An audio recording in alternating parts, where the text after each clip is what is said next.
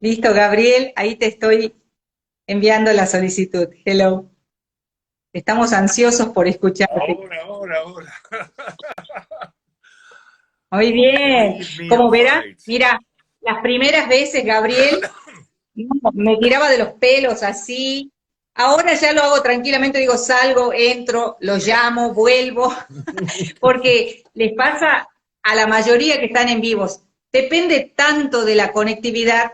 Sí, No es sí. tu celular, no es el horario, no, es solo la conexión a internet lo que dificulta a veces estos encuentros. Pero Sí. bueno, yo me quedé, les comentaba a los que se están uniendo, que me quedé escuchándote hasta el momento del festejo. Y ahí se me cortó y no sé qué más dijiste, que le iban a hacer el festejo de Y los bueno, 93 años. se lo hicieron nomás, en The New School, y fue increíble volver a verla, muy viejita, pero se acordaba perfecto de aquella tarde en el año 91. Así que bueno, y bueno, Esas cosas increíbles, decime Gabriel, que no son esas cosas increíbles a lo que te lleva la profesión. Cosas absolutamente. que Pero mira que cuando vos estudiabas de pequeño y tenías tu pizarrón y te autoenseñabas la misma clase, jamás llegaste a imaginar algo así. para nada, para nada. Pero yo creo que es mucho la profesión y la gente con la que trabajas. O sea, como en toda profesión, nosotros tenemos gente espectacular que no hay, que para mí son imprescindibles, ¿no? Como decía José Martí, esos son los imprescindibles, los que luchan toda una vida por un ideal. Y después hay gente muy jorobada también, ¿no? Entonces uno tiene que poder. Sí, es que es una realidad. Vos ves, yo lo estoy viendo ahora, como estoy viejito, estoy aproximándome a los 60. No, Me faltan 3 para los 60 y para la jubilación, para poder realmente después ahí dedicarme a hacer las cosas que me gustan dentro de la profesión, porque tengo un sueldito asegurado. Pero uno ve cómo funcionan algunos colegas que además duele cuando fueron alumnos propios, ¿no? Que vos ves que empiezan con las mezquindades, que por competir con otros niegan el talento de sus pares, y vos decís, tan bien sería el mundo si todos participaran, ¿no? Yo siempre tuve mucha suerte con mis mentores y mis amigos en la profesión, ¿no? Y en mi involucramiento en TESOL y en IHF fue a partir de amistad, o sea, de que me decía, bueno, mira, se precisa un voluntario para tal cosa. Y a veces yo decía, pero yo vivo en Uruguay, no importa, existe el correo, en aquel momento existía el fax, ¿no? Después cuando ¿te existió acordás? ¿Te acordás cuando había que presentar papeles a través de fax y eran las tiras de las papel cuando tiras de llegabas a la mañana y tenías los rollos de papel en el piso? eso, Sí, pero a mí me bueno, tocó una parte de la maestría hacerla con fax. Imagínate, mandabas tu trabajo y volvía corregido. Ay, no. ¿Cómo no guardé fotos de esa época para mostrarle a mis alumnos ahora? ¿verdad? ¿Verdad? Además los faxes como que eran con papel thermal paper, y se borraban, como se borran ahora Se borraban. los tickets. Este, Sí, así es. o sea, los árboles que destrozamos gracias al fax. Pues yo me acuerdo que recibía aquellas tiras de papel y lo primero era fotocopiarlas porque se borraban. Claro, Entonces eran para guardar. árboles de papel. Pero Y bueno, además, que no sé si te pasaba a vos, pero acá cobraban más caro cuando era doble faz, no sé por qué. sí, por Entonces supuesto. tenías la pila de hojas de un solo lado, imprimir. Los cachos del Amazonas que debemos haber destruido, o de la selva misionera, por favor. Pero bueno, Así fue. Gabriel, ¿y cómo fue que llegamos a esta parte de IATEFL y de la vicepresidencia? Yo siempre, bueno, como te decía, a partir de esa ida a Estados Unidos, a mí se me convirtió el pilgrimage, era todos los años a TESOL, y yo creo que he faltado a 3 convenciones desde el año 91, posiblemente. ¡Wow! Y uno se voluntariaba. Pero como presenter también. Empecé a presentar en el 92 y hasta ahora todos los años tengo presentations. Lo que me gusta mucho de TESOL es cómo se seleccionan las presentations, es un blind peer review, o sea, yo ahora soy reviewer para todo lo que es teacher education, ¿no? Entonces vos decís cuántos papers podés review, y yo siempre pido 50, que es lo que it's manageable, y a ti lo que te llega es una página donde está todo anonimizado, no podés saber ni quién es, porque incluso si el autor de la ponencia se cita en la bibliografía a sí mismo, pone author deleted because of anonymity. O sea, dentro de la bibliografía, tú no tenés manera de saber quién presenta qué. Y mira que también cuando dicen, no, pero vos conocés qué tipo de investigación hace fulano, mengano, las veces que me la jugué, esto es de mengano, y no era para nada. ¡Wow! Y bueno, y ahí en la primera convención en TESOL, TESOL tiene lo que se llama los intersections. IATEFL tiene Special Interest Groups. Que tiene a PIBA también, ¿viste? Claro, exactamente. Son modelados en las internacionales. Y yo me había afiliado a Materials Writers, porque a mí, digo, fue una cosa siempre que me gustó el escribir materiales, quería aprender a hacerlo bien. Y me voluntarié para estar en el grupo y para sacar las actas de una reunión, y después las mandé por fax. Y ahí, eso fue en marzo del 91. En julio del 91 tuvimos el primer gran congreso de postdictadura en Uruguay. Y yo me voluntarié para ayudar, porque era todo trabajo, digo, no había plata, o sea, había que hacerlo a pulmón. Entonces me voluntarié, y dentro del voluntariado tenías que ser room minder de algún internacional que conseguíamos, que traían las editoriales, por lo general las embajadas.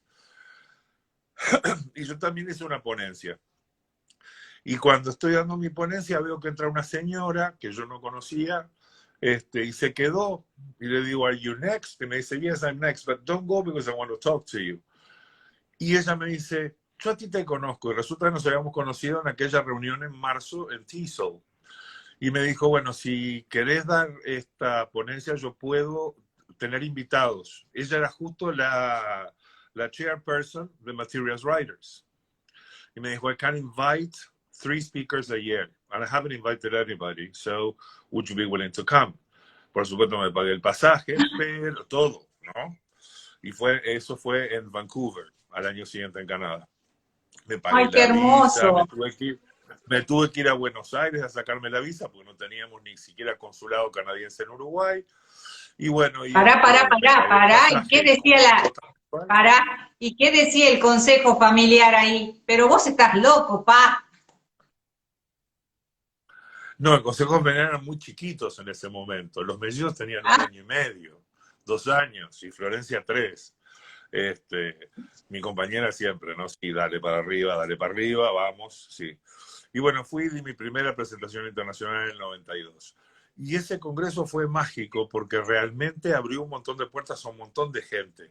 Era cuando Rebecca Oxford estaba saliendo con su teoría de Learning Strategies, cuando Anna Chameau y J. Michael O'Malley estaban trabajando The CALA Approach.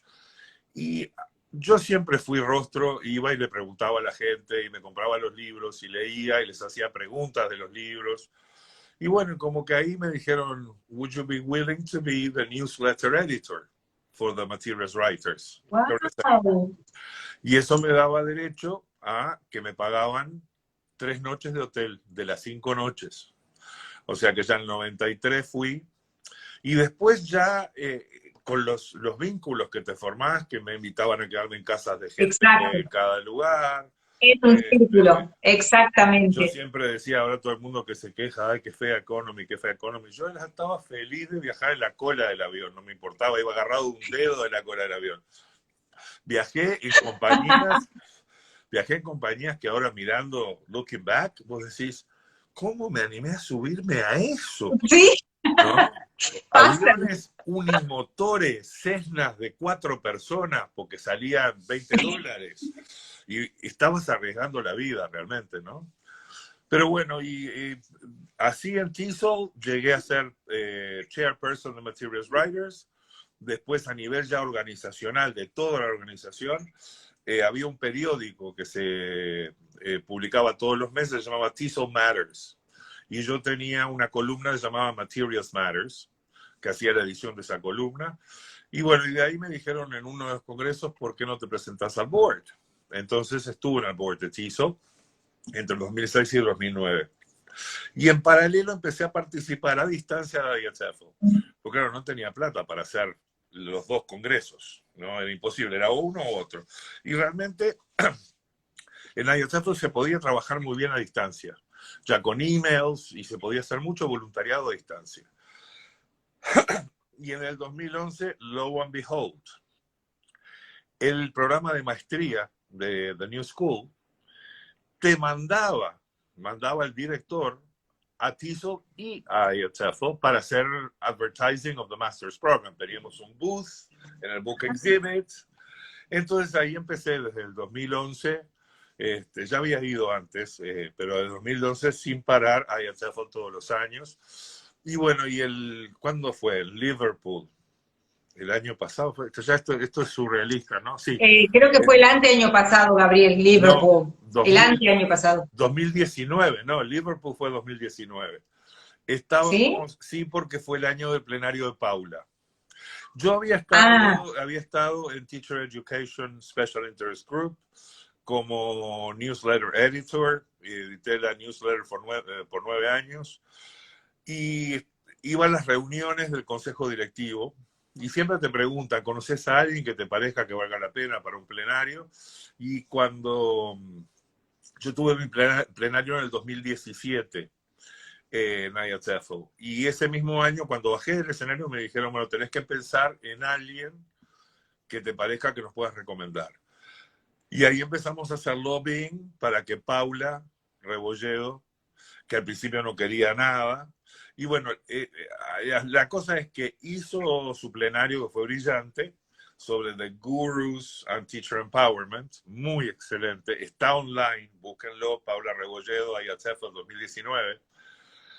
Y de noche le organizamos una fiestita para festejar los amigotes, entre los que estaba Argentina Vicky Saumel, Marina González y un montón de amigotes más de latinoamericanos. Estaba Darío. Estamos en un boliche en Liverpool, que éramos los últimos que quedábamos, bien latinoamericanos, viste que allá todo cierra bien temprano. latino, sí. Nosotros seguíamos. Pero como los dueños eran españoles, les importó nada, digo, estaban los dueños nada más. Y de repente pasa el presidente Harry Kucha, ¿está? Y que en ese momento era vice president. Y bueno, me dijo, Gabriel, ¿podemos charlar? Y me dijo, mira, me gustaría que te presentaras, este año va a haber elecciones, me gustaría que te presentaras. Yo le dije, no, realmente, Harry, viste, nunca hubo ningún latino, a mí no me van a elegir, esto es muy europeo, no quiero pasar por el mal momento. Me dice, no, pero presentate. Y bueno, y después, eso fue el primer día que habló Paula. El resto de la semana, mis amigos me acosaron, ¿no? Dale, presentate, dale, presentate, dale, presentate. Yo, no, que no, que no, que no, que no. Hasta que vinieron miembros del board y me dijeron, Gabriel, would you consider? Y le dije que en principio no. Y yo de ahí, de Liverpool, volaba a Vancouver, a otro congreso que tenía una apertura, y volvía a Inglaterra para volverme a Uruguay, ¿tá? Porque no logré que las instituciones que me invitaron se hablaran y compartieran los gastos del pasaje. Entonces, cuando me estaba yendo a Vancouver, en el aeropuerto, en Heathrow, con 5 terminales, me encuentro con ¿quién? Con 2 miembros del consejo directivo que me dijeron, mira, tu nombre suena mucho, yo que vos lo pensaba, me dice, conseguiste buenos referees. Y después los amigos, digo, los latinoamericanos que empezaron a decir, Gabriel, si hay algún latino que tiene posibilidad, te están invitando, te están diciendo, hacelo por nosotros, hacelo por Latinoamérica. Yo honestamente no me veía para Eso te iba a presentarme a preguntar, una eso te iba a preguntar, ¿cómo presidencia. estabas vos por dentro? Digo, todas estas instituciones son charities, pero además cada una con respecto a su país. Y yo soy muy de, ¿por qué no podemos tener algo mega así que incluya una federación? Y lo empezamos a hacer con FAPI y con una asociación mexicana que se llama ANUPI, la Asociación Nacional Universitaria de Profesores de Inglés. Pero, viste, está el tema del funding y que los publishers no van porque tienen los chips puestos en otros eventos más grandes. Yo sueño con una asociación latinoamericana que nos miremos hacia adentro, ¿no? Y bueno, y tal, la cosa es que una querida amiga argentina, Marina González, y otra querida amiga norteamericana, las dos escribieron la letter of endorsement. Y me dijeron, mandamos la letter of endorsement hoy, te estamos mandando el formulario, llenalo. Y bueno, y fue duro el proceso, fue muy duro. Apenas yo presenté mi candidatura, tuvimos un incidente bastante desagradable, a lo cual yo dije, me bajo, y después me dijeron, no, no te bajes. Y tal, y la cosa es que llegaron las elecciones, que se postergaron por 50.000 problemas, y tal, ahí estoy. Y me incorporé en diciembre de 2019 como vicepresidente a cargo del comité de publicaciones, de todo lo que son las publicaciones de IATSEFL. Trabajo con gente espectacular, recontra profesional, y estoy aprendiendo montones y creo que voy a poder hacer una pequeña contribución. Y bueno, y ahora en marzo tomo la presidencia. En marzo ya paso de ser vicepresidente a presidente. Tenemos el ¡Wow! General Meeting el 21 de noviembre y ahí ya se va a anunciar que, claro, el rol de Vice President en IATSEFL es un rol de 2 años. Tú entras el primer año como Vice President. Yo después paso a ser presidente, pero el presidente que estaba antes que yo, Harry Kucha, pasa a ser vice president de vuelta. Y recién el año que viene vamos a llamar elecciones. ¿Tá? Entonces, cuando ¡Qué se bueno! va Harry, yo bajo de presidente a vice president de vuelta y veremos quién viene, ¿no? O sea que hay una continuidad en los proyectos que uno encara, en cada uno de los cargos, tenés una continuidad. ¡Qué bueno! Absolutamente. Lo que tiene IATSEFL, a diferencia de TESOL, es que son más inclusivos. Tú ves que, por ejemplo, yo fui con una agenda muy regional. No he podido hacer nada, no hemos podido concretar nada, porque realmente la pandemia nos hizo perder millones de dólares, de libras, porque había un centro de convenciones que estaba alquilado, que no se usó, y se perdió esa plata y hubo que pagarlo. Y no había seguro que cubriera las pandemias. O sea, no hay seguro que cubra una pandemia. No hay. No hay. No. Y no lo consideran fuerza mayor, razón de fuerza mayor. Lo consideran pandemia, punto. Y eso no cubre y hubo que pagar desde los hoteles que no se usaron, los caterings que estaban encargados que nunca se comieron. Fue una cosa terrible, ¿no? Y realmente las asociaciones en este momento, they are struggling, porque además la gente no está renovando las membresías, que es una realidad. Muchos renuevan las membresías porque van al Congreso Internacional y Así si son es. miembros vale Así más es. barato.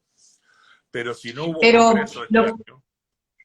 Exacto. Pero lo que yo quiero rescatar y que me parece lindo de compartir con los alumnos otra vez, es este sentido del voluntariado, de cuando vos decís, yo me voluntarié para hacer tal cosa. Eso quiere decir que yo a mi agenda de trabajo le agregué, ¿no es cierto?, los reviews, reuniones. Fuera de mi horario de trabajo tenía reuniones con colegas de otros países para algo del Congreso. Y es todo por la profesión, ¿no? Claro, claro. Porque esos congresos, que son totalmente, como vos decís, charities, se manejan con el trabajo voluntario de gente de todo el mundo. Sí, porque además, por ejemplo, en el caso de IATSEFL, nosotros tenemos auditores de la Charities Commission. O sea, vienen la Comisión de Caridades y quieren saber en qué se gastó cada penique, ¿no? Y eso, you have to be accountable for. Hay reglas muy duras, digo, yo realmente, mi voluntariado en IATSEFL también pasa por lo económico, porque a mí me cubren hasta $500 de pasaje, nada más. El resto lo tengo que pagar yo. Sí, cada vez que voy a las reuniones allá, que bueno, este año son todas virtuales, ¿no? Pero cada vez que he ido al board meeting, tú sabes que el pasaje es hasta $500. Nosotros más no pagamos, te dicen. ¿Tá? Te ayudan porque ellos tienen agencias de viaje que consiguen esos pasajes súper baratos, pero siempre $200, $300 más tenés que pagar. Una vez que Así estás es. allá no gastas un peso porque te cubren los gastos de transporte local, el alojamiento, la comida, absolutamente todo, ¿no?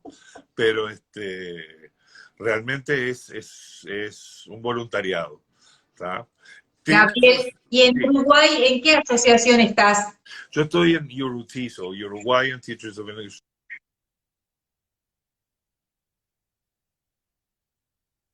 Bien. de la cual fui presidente hace muchos años, y bueno, y tratando de alentar a la gente joven a que tome el mando. Yo creo que somos una generación que tenemos que aprender a irnos, porque hay mucho talento joven que no está teniendo el espacio y hay que dar el espacio, ¿no? Hay que dar el espacio.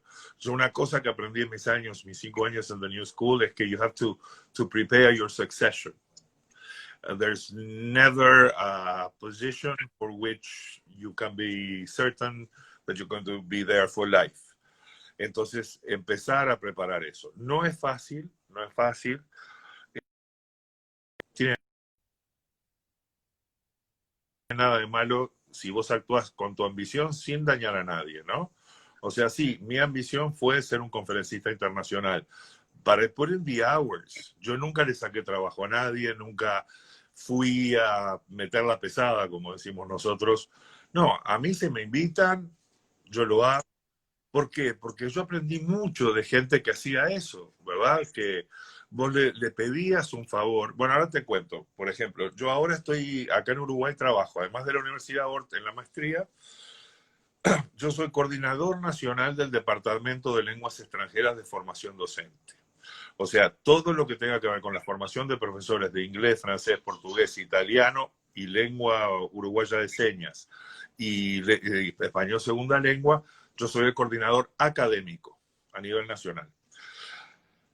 Tenemos que reformular las carreras, tenemos un nuevo gobierno, nuevas autoridades, nueva agenda educativa.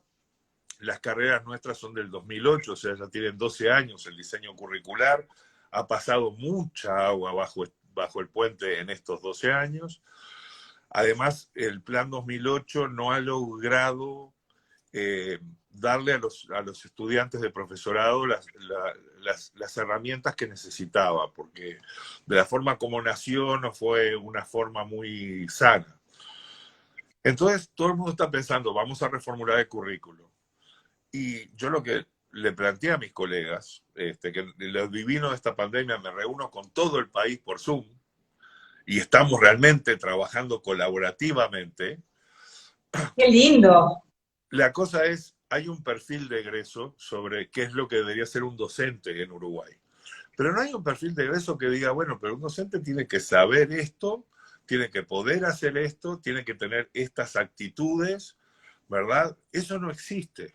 Y si nosotros queremos que haya profesorados de lengua que sean equivalentes, que por ejemplo cuando vos decís que el alumno tiene un nivel C1 de lengua, si estás en Jujuy, que sea el mismo C1 que si estás en Mendoza y que si estás en Tierra del Fuego. Que no sea que en Jujuy el C1 le bajan la caña y hasta no sea que sea C1, C1, y capaz que en otra provincia te dicen, bueno, un B2 más, ¿viste? O que dicen, no, no, C1 no sirve, tiene que ser C2. Esos acuerdos nacionales. Y realmente, cuando empezamos, me empezaron a decir, bueno, Gabo, vamos a alargar un proyecto para esto. cero peso, porque además no tenemos presupuesto. Como es año nuevo, gobierno nuevo, pandemia, estamos trabajando a cero peso. O sea, yo no puedo pagar de un colega ni 2 horas para que me revise un documento, nada. Entonces, ¿qué dije? Agarré y dije, bueno, voy a empezar a escribir a mis amigotes internacionalmente. El sábado que viene, en una semana, tenemos un coloquio en el cual todos los profes de Uruguay de formación en educación, lo que vamos a hacer es, en vez de estar charlando, nos vamos a sentar a escuchar qué pasa en el mundo. Tenemos 2 colegas de Argentina, 2 colegas de Chile, 2 colegas de Colombia, 2 colegas de México y una colega de Costa Rica. Todos ¡Qué lindo! parlantes. Gabriel, ¿eso va a estar abierto, va a ser abierto a todos? No, es abierto a la interna del departamento, solo para profes uruguayos. Igual lo vamos a grabar y la idea es la siguiente. En base a lo que esta gente nos diga, son toda gente que ha estudiado distintos aspectos de la formación docente y que son especialistas en su área. Entonces, que nos digan les pedí que contestaran 2 preguntas. ¿Qué debe saber un profe de lenguas extranjeras y por qué? Nada más. Entonces vamos a tener mesas temáticas, 3 mesas, en las cuales van a presentar estos colegas y después les vamos a hacer preguntas. Una vez que termine el coloquio, lo vamos a dejar grabado. Yo pienso editar algunos videos para después hacer la promoción del nuevo currículum, ¿no? Y decir lo que pensamos nosotros, lo que nos comentaron los colegas extranjeros y lo que dijimos nosotros, algo así. Entre diciembre y abril del año que viene vamos a escribir el perfil de egreso. Y después se lo vamos a mandar a estos colegas para que los validen. Se lo vamos a mandar a nuestros alumnos de todo el país y profesores de todo el país para que lo validen. Y lo vamos a mandar a expertos de países anglosajones, de asociaciones de formadores de profesores, para que también lo validen. Pero va a ser nuestro. Wow. Va a ser nuestro. No va a estar teñido de ninguna influencia hegemónica. ¿Está? Y lo estuvimos haciendo a la interna nuestro, ya hicimos un piloteo del proceso, ¿no? Nosotros tenemos 2 programas de certificación que no son profesorados, sino que son, acá para enseñar inglés en las escuelas se precisan maestros, profesores. Entonces hicimos un plan de 1 año de certificación, donde se les enseña didáctica, hay práctica en escuelas, pero también se les enseña cultura y se les enseña lengua a los maestros, que tienen un nivel C2, ¿verdad? Tratamos de llevarlo hasta el C1. Eso había que reformularlo, entonces hicimos el proceso en un pequeño laboratorio con los colegas que trabajan en ese programa nada más. Entonces lo primero que hicimos un brainstorming de qué serían los conocimientos que deberían saber. Después que teníamos todo ese listado, bueno, ¿cómo los organizamos? Bueno, había conocimientos de la lengua, había conocimientos de la cultura, había conocimiento didáctico general, como por ejemplo el Classroom Management, había conocimiento didáctico específico de las lenguas, había ejercicio profesional, y también una cosa que yo leo mucho a Linda Darling Hammond, no sé si ustedes la conocen, es una teórica norteamericana sobre formación docente. Y ella tiene un precioso libro que dice Preparing Teachers for a Different World, muy lindo libro. Y ahí introduce la idea de que una cosa que falta en los programas de formación docente es lo que ella le llama Adaptive Expertise, experticia adaptativa, que es la posibilidad de que cuando vos te formes para trabajar en varios contextos, no solamente en el de secundario o el de primaria, ¿verdad? Y no solamente en escuelas, en distintos tipos de escuelas, en distintos tipos de colegios, en distintos tipos de institutos, ¿no? Entonces, bueno, estamos armando este programa y está quedando precioso, precioso, precioso. El proceso funciona porque es muy democrático. Después que organizamos estos dominios, dijimos, bueno, ¿qué materias tendría que tener el currículum? Y la idea fue no pensar en qué materias ya hay, pensar para esas competencias, qué es lo que tiene sentido. Después que pusimos las materias, ahora estamos mapeando, poniendo en cada materia qué competencia y decidiendo qué contenidos podría atender esas competencias. Lo vamos a tener pronto para el 30 de noviembre, eso si Dios quiere, porque tenemos que elevarlo para su aprobación. Pero lo que es más entusiasmante es ver a mis colegas tan comprometidos con la tarea, tan entusiasmados, tan motivados, y además el ida y Exacto. vuelta con los alumnos. Y porque va a ser algo propio. Claro, pero además metimos a los alumnos en la ecuación. O sea, yo le comentaba a mis alumnos y me decían, no, Gabo, mirá, por ese lado no. Una cosa sencilla, teníamos una competencia que era conoce y puede producir correctamente en forma inteligible los fonemas de la lengua extranjera. Y nos dijeron, los alumnos, ¿no les parece que con solo los fonemas no alcanza? Ustedes no nos enseñan a nosotros que lo que realmente importa es la entonación y el stress. Entonces, claro, cambió completamente la competencia. Exacto. Pero eso, fíjate que Interesante. éramos 7 profesores de didáctica que no se nos pasó. Entonces, este proceso consultivo a mí me parece que es muy, muy enriquecedor para todos, ¿viste?